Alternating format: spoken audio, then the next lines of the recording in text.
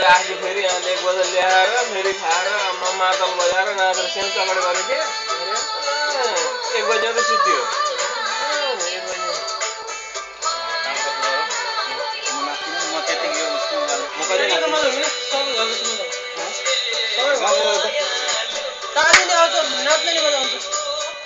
तल कि सिधै